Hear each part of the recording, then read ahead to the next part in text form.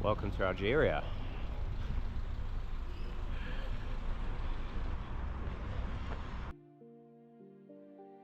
So here we are in front of Barberousse prison, and there is a list of the 69 people who were guillotined by the French authorities during the War of Independence.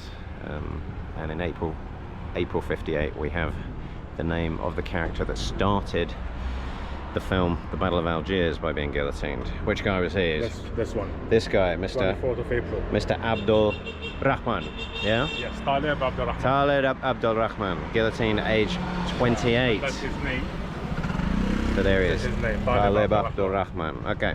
He was number 57. Wow, that's tragic. Look at that.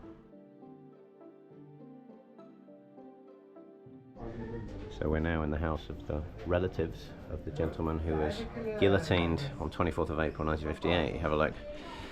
There is the original news cuttings talking about it. Here we also have a photo of actual Ali Lapointe. Look. You see, they did a pretty good job of finding an actor who looked pretty similar to the real character. We're going to go and check out his family home later on in the Casbah. So here we also have some photos from the archive of Jewish Algerian women, and we can see from the traditional dress that's one of the identifiers that shows us that they are Jewish. So these, how do you pronounce it? Khalila. Khalila. So we've got the jackets there. Came here originally from Andalusia.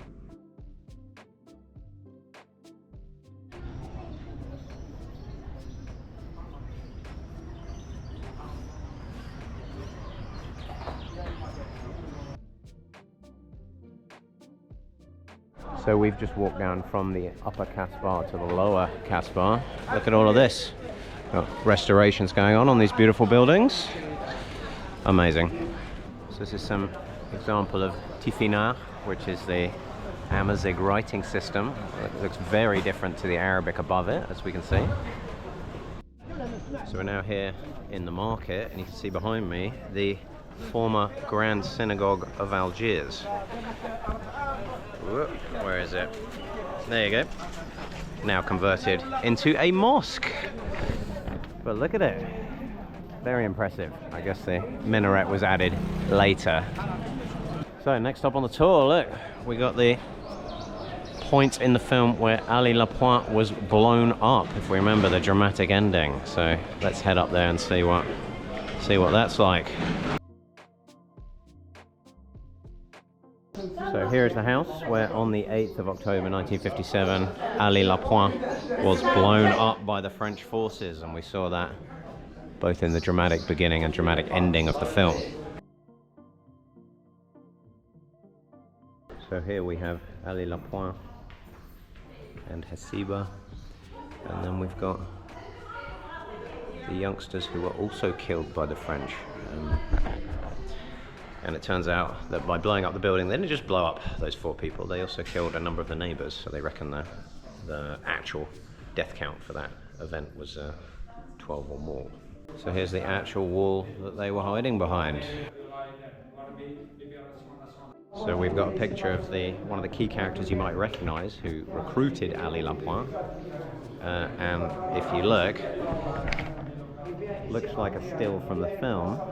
I guess it could be, but he actually played himself, which is kind of amazing. So here we can see the actual damage caused by the French bomb, and it's been left that way as a memorial to that event. Look at the destruction. Got all the second-hand stuff down here in the market. Wow. So here we have another memorial, and we've got another event that's commemorated in the film. So this is when these characters were dressed in female attire because they weren't going to get searched, and then they ended up in a gunfight with French authorities, and they passed away. So this is 26th of August 1957. This all happened right on this corner here. So we got a Real Madrid link here. Look at that.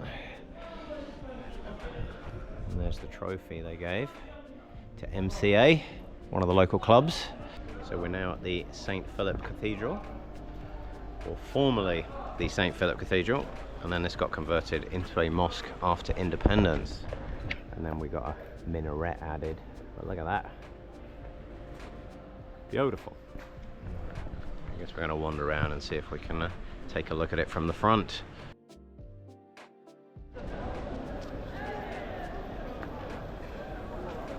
Here we are in the palace of the Pasha Mustafa. In fact, you can see him behind me. Oh, okay, it looks a lot better on a regular screen.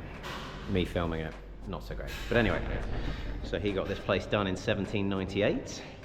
Unfortunately for him, he got assassinated a few years later, so he didn't really get much time to enjoy it, I think 7 years later. But look at this place, incredible. It's now a museum, because this whole area is a UNESCO World Heritage Site.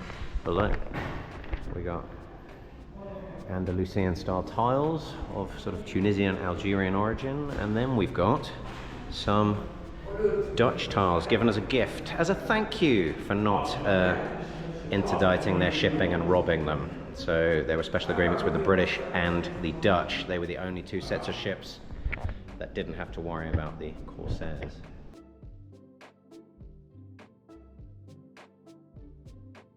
I had no idea this was a painting of this palace.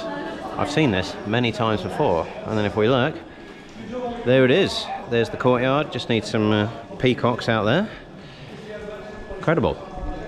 Now we've finished walking down and we are in Martyrs Square, or Place du Gouvernement as the French called it. And the reason it's called Martyrs Square is because of the massacre that the French carried out here during a protest. So the protest related to the mosque that we were just at there, and they were specifically protests by the Algerians because they heard it was originally a mosque. They thought it was going to be turned into a cathedral. In fact, the French were turning it into a cathedral at the turn of the century. Ended up with a massacre both up there and down here in this square. So it's now been converted into a memorial to those people. Looking out from Martyrs Square, that's the new mosque. So that in kind of quotation marks, it's not that new. We look, it's from the 1660s. And if I cut back to the views that we took from the Café at the top of the Casbah, you can see that it's in the shape of a crucifix.